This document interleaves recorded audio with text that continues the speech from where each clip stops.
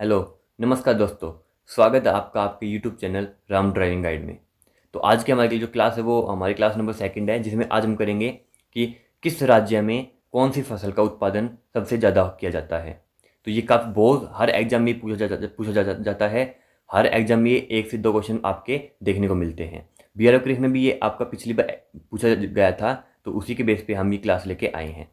तो आपका चाहे कोई भी ट्रेड हो, आपका हर ट्रेड में ये आपके जीके जो क्लास है ये आपकी बेनिफिट रहेगी। और इसके बाहर आपका क्वेश्चन नहीं जाएगा। हम इस क्लास में सारे आपके जितने भी राज्य होते हैं उन सभी के कृषि उत्पादन आपके लेके आए हैं। तो सबसे पहले मैं आपको बता दूं, ये जो है ये नोटबुक में लिख रखा है। और ये जब तैयारी करता था तो मेरे द्वारा ये बनाए हुए नोट्स थे। तो बहुत ही अच्छे ये आपको हैं, मिलेंगे, आपको दिखेंगे, क्लियरिटी दिखेगी। वैसे ये रफ में है, रफ नोटबुक में है। मैंने आज ढूंढा तो मेरे को मिल गया ये आपका, है ना। ये आज मेरे को ये नोटबुक मिल गई। ये मैंने बनाए थे, जब मैंने तैयारी की थी तो मैंने ये नोट्स बनाए थे, है नहीं। तो मैंने ये इस पर नाम लिख दिया मेरे चैनल का। तो मैं आपको ये बताना चाहता हूँ कि अगर आपको वीडियो के लास्ट में आप बताना, आप जब वीडियो कंप्लीट हो जाए तब आप कमेंट करके बताना कि जो ये फॉर्मेट है, जो ये नोटबुक से मैंने फ़ोटो खींच आपको जो करवा रहा हूँ मैं, ये सही है या आपको कंप्यूटर टाइप में ही चाहिए। क्योंकि क्या है कि कंप्यूटर टाइप में टाइम लगता है ज़्यादा, एक एक चीज़ आपको हमको टाइप करनी पड़ती है। तो उस टाइम को हम और आपके अच्छा कंटेंट बनाने में यूटिलाइज करें तो और अच्छा बेटर रहेगा, अगर आपको इसमें कोई आपको दिक्कत नहीं आए तो वीडियो को सबसे पहले तो शुरू करते हैं। सबसे पहले है जूट उत्पादन। पहला क्वेश्चन, इसमें लगभग 40 से 45 क्वेश्चन आपके रहेंगे। जो जूट उत्पादन है, तो जूट उत्पादन सबसे ज़्यादा कहाँ पे होता है? तो जूट उत्पादन जो है वो हमारा पश्चिम बंगाल में सबसे ज़्यादा होता है। पश्चिम बंगाल जो है वो पहले नंबर पर आता है जूट उत्पादन में। दूसरा है, सबसे बड़ा चावल उत्पादन कौन सा राज्य है? तो सबसे बड़ा चावल उत्पादन जो है आपका वो पश्चिम बंगाल आपका है। जूट उत्पादन भी पश्चिम बंगाल है और आपका चावल उत्पादन में भी पश्चिम बंगाल है। तीसरा है, नारियल उत्पादन में भारत कौन से स्थान पे आता है? ये भारत है। तो नारियल उत्पादन में जो भारत है वो हमारा तीसरे स्थान पे आता है। तीसरे स्थान पे हमारा नारियल उत्पादन में भारत आता है। इसके बाद में 4 है, जूट उत्पादन में जो जूट है वो कौन सी फसल है? तो जो जूट जो है वो खरीफ की फसल है हमारी। कौन सी है? खरीफ की फसल जूट है। हमारी 3 फसल होती हैं, रबी फसल, खरीफ फसल और जायद फसल। उसके बाद में सब्जी व फल उत्पादन में भारत कौन से स्थान पे है? तो सब्जी की बात करें और फल की बात करें तो भारत जो है वो हमारा तीसरे स्थान पे है भारत।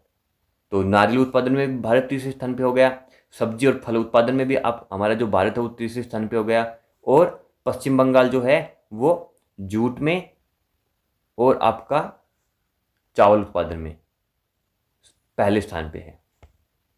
इसके बाद बात करते हैं, रेशम उत्पादन में सबसे अधिक कौन सा राज्य है? तो रेशम जो है वो आपका कर्नाटका में आपका सबसे ज़्यादा आपका रेशम आपका पैदा होता है। 7वां है, कृष्णा गोदावरी डेल्टा कहाँ स्थित, कहाँ स्थित नहीं, इसे किस नाम से जाना जाता है? तो जो कृष्णा गोदावरी डेल्टा है उसको चावल का कटोरा भी कहते हैं। ये बहुत इंपॉर्टेंट क्वेश्चन है, चावल का कटोरे वाला। जो कृष्णा गोदावरी डेल्टा है उसे हम चावल का कटोरा कहते हैं। प्रश्न नंबर 8 है, जूट की खेती किस नदी की घाटी पे होती है? तो हुगली नदी की घाटी पे हमारी जूट की खेती की जाती है, हुगली नदी के ऊपर। आगे है प्रश्न नंबर 9 है, गेहूं उत्पाद जो है वो सबसे ज़्यादा कहाँ होता है? तो सबसे ज़्यादा आपका उत्तर प्रदेश में होता है। उसके बाद में दूसरे स्थान पे आपका पंजाब में होता है। और तीसरे नंबर पे आपका हरियाणा में होता है। गेहूं की बात करें तो सबसे ज़्यादा आपका उत्तर प्रदेश में, दूसरे नंबर पे आपका पंजाब में और तीसरे नंबर पे आपका हरियाणा में होता है। चाय उत्पादन की बात करें तो चाय सबसे ज़्यादा आपकी जो है वो आपकी असम में देखने को मिलेगी। असम जो राज्य है वो प्रथम स्थान है चाय उत्पादन में। सोयाबीन की बात करें तो सोया उत्पादन में मध्य प्रदेश हमारा पहले स्थान पे है सोयाबीन उत्पादन में। गन्ने उत्पादन की बात करें तो उत्तर प्रदेश है वो हमारा प्रथम स्थान है गन्ने के उत्पादन करने में।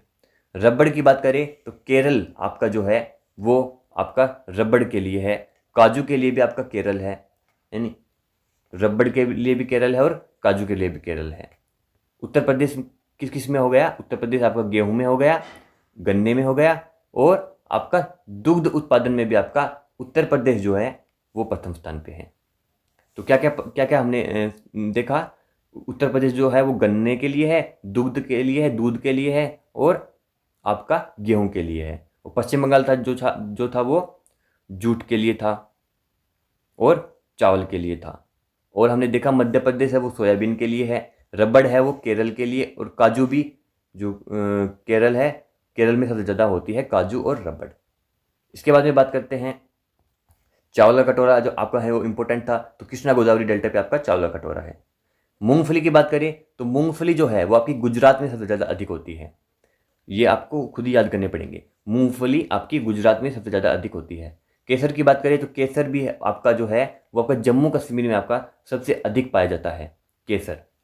इसके बाद में जो लीची है, लीची आपकी सहारनपुर जो उत्तर प्रदेश में आपका डिस्ट्रिक्ट है सहारनपुर, तो आप उत्तर प्रदेश या इसको मान के चलो, यानी जो लीची है वो आपकी उत्तर प्रदेश में सबसे ज़्यादा अधिक पाई जाती है।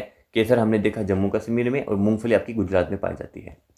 इसके बाद कॉफ़ी की बात करें तो कॉफ़ी आपकी कर्नाटका में सबसे ज़्यादा अधिक होती है। कर्नाटका में कॉफ़ी होती है और चाय असम में होती है। इन दोनों में डिफरेंस है। हरित क्रांति किस लिए थी, तो हरित क्रांति जो थी वो गेहूं और चावल के उत्पादन को बढ़ावा देने के लिए आपकी हरित क्रांति की गई थी। हरित क्रांति के जनक आप हमें कमेंट बॉक्स में बताइएगा कि हरित क्रांति के जनक कौन थे। बड़ा ही इंपॉर्टेंट क्वेश्चन है और हर एग्जाम में ये देखने को मिलता है। प्रश्न नंबर 21 है, भारत रबड़ उत्पादन में कौन से स्थान पे है, तो चौथे स्थान पे हमारा जो भारत है वो चौथे स्थान पे है। भारत जो है वो रबड़ उत्पादन में चौथे स्थान पे पाया जाता है। हमने क्या देखा कि भारत में सबसे अधिक रबड़ कहाँ होता है, तो केरल में होता है।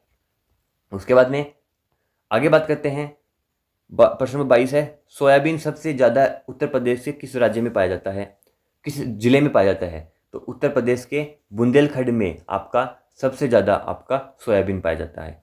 प्रश्न नंबर 23 है, सर्वाधिक सिंचित क्षेत्र मतलब सिंचाई वाला क्षेत्र कौन सा है, तो उत्तर प्रदेश जो है हमारा वो हमारा सर्वाधिक सिंचाई वाला क्षेत्र है। इसके बाद में आलू शोध की बात करें तो आलू शोध हमारा शिमला में है, शिमला में सबसे अधिक आपका आलू शोध किया जाता है। ब्लैक सोयल को किस किस नाम से जाना जाता है, तो रेंगूर भी हम कहते हैं, ब्लैक सोयल को रेंगूर भी हम कहते हैं। प्रश्न नंबर 26 है, बकरिया पालन में राजस्थान कौन से स्थान पे है, तो पहले स्थान पे बात करते हैं, हमारा राजस्थान जो है वो बकरिया पालन में है। अगर आपको पूछ ले कि भारत में बकरियां सबसे ज़्यादा कहाँ पाली जाती है, तो राजस्थान में इसका करेक्ट आंसर हो जाएगा। इसके बाद में दूसरे स्थान पे पूछ ले कि बकरियां जो है वो दूसरे स्थान पे कहाँ पे पाई जाती है, सबसे ज़्यादा पालन कहाँ होता है, तो उत्तर प्रदेश में हमारा दूसरे स्थान पे होता है बकरिया पालन, पहले स्थान पे राजस्थान। आशा आपको अच्छे से याद हो रहे होंगे ये। इसके बाद में आप अगर नोट करोगे इनको तो और अच्छा आपके लिए बेनिफिट रहेगा।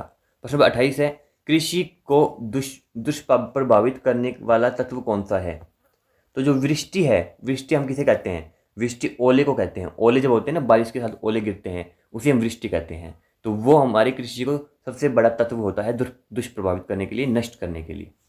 तो आगे बढ़ते हैं, कृषि का कितना योगदान है, हमारा उत्तर प्रदेश जो है वो कितना योगदान करता है पूरे भारत में कृषि में, तो 59.3% हमारा उत्तर प्रदेश से आपकी कृषि का उत्पादन होता है। प्रश्न नंबर 30 है, यूपी में सर्वाधिक अफीम की खेती कहाँ होती है, तो अफीम जो होती है वो गाजीपुर में और बाराबंकी में आपकी सबसे ज़्यादा अफीम पाई जाती है। इसके बाद में बात करते हैं, नीली क्रांति की बात करते हैं। नीली क्रांति क्या थी, तो नीली क्रांति जो है वो हमारी मत्स्य उत्पादन से है। मत्स्य आपकी उत्पादन को हम नीली क्रांति के नाम से जाने जाते हैं। गुलाबी क्रांति को क्या कहते हैं, तो झींगा उत्पादन जो है उसे हम गुलाबी आपकी क्रांति के नाम से जाना जाता है।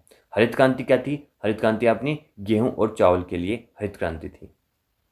उसके बाद में एक श्वेत क्रांति और है। श्वेत क्रांति आपकी होती है दूध उत्पादन के लिए, दूध उत्पादन के लिए हम आप उसको श्वेत क्रांति कहते हैं। इसके बाद में प्रश्न नंबर 33 है, आपने देख लिया होगा नीली क्रांति मत्स्य के लिए और गुलाबी क्रांति आपकी झींगा के लिए।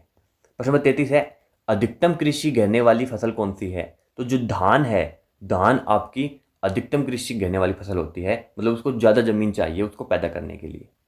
प्रश्न नंबर 34 है, भारत का धान्य भंडार कौन सा है, धान्य भंडार मतलब सबसे ज़्यादा आपका अनाज पाया जाता है, तो वो आपका पंजाब जो है उसमें सबसे ज़्यादा आपका अनाज पैदा किया जाता है, पंजाब इसका करेक्ट आंसर हो जाएगा।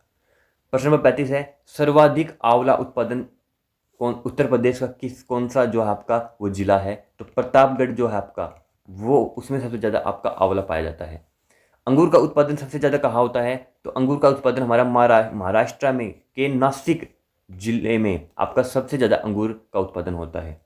दाल की बात करें तो दाल का उत्पादन सबसे अधिक हमारा मध्य प्रदेश में आपका दाल का उत्पादन सबसे अधिक होता है। संतरा की बात करें तो संतरा में आपका महाराष्ट्र के नागपुर में सबसे ज़्यादा आपका अधिक आपका उत्पादन संतरा का किया जाता है। मसालों की बात करें तो केरल में सबसे अधिक आपके मसाले पाए जाते हैं। इसके बाद में जायद फसल कौन कौन सी होती है? तो तरबूज हो गया, आपका खीरा हो गया, यानी आपके खरबूजे हो गए, आपकी ककड़ी हो गई, ये आपकी जायद फसल के एग्जाम्पल होते हैं। झूम खेती सबसे अधिक कहाँ की जाती है? तो नागालैंड में, असम जो हमारे असम में पड़ता है, नागालैंड में सबसे अधिक आपकी झूम की खेती की जाती है। इसके बारे में बात करते हैं हम। तंबाकू उत्पादन में भारत कौन से स्थान पे है? तो तंबाकू उत्पादन में भारत हमारा तीसरे स्थान पे पाया जाता है।